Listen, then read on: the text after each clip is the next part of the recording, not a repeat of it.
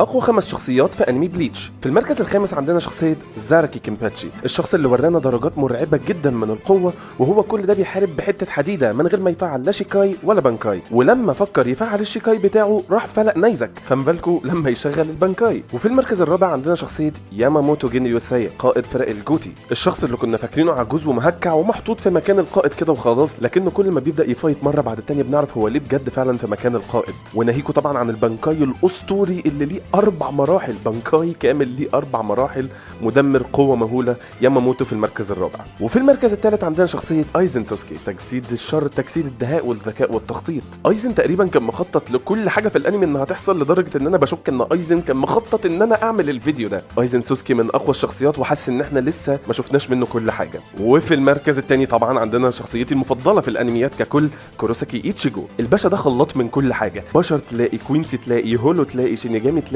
ممكس من كل حته، وحرفيا حلقه بعد حلقه بيورينا هو بجد ليه بطل الانمي ده، وبيورينا قوته المهوله. ولولا ان احنا لسه ما شفناش منه كل حاجه كان زمانه هو بقى رقم 1. لكن عندنا حاليا في المركز الاول هو يوها باخ، ملك الكوينسي، واحد من اقوى وافخم الشخصيات اللي قدمت لنا في عالم الانميات ككل، ناهيكم عن عالم بليتش. وكفايه اصلا الطاقات والقدرات اللي وراها لنا في الانمي، واللي مفجره للعقل ومنافيه للمنطق. يوها باخ واحده من اقوى الشخصيات، ولسه هنشوف هيعمل ايه في تكمله الانمي.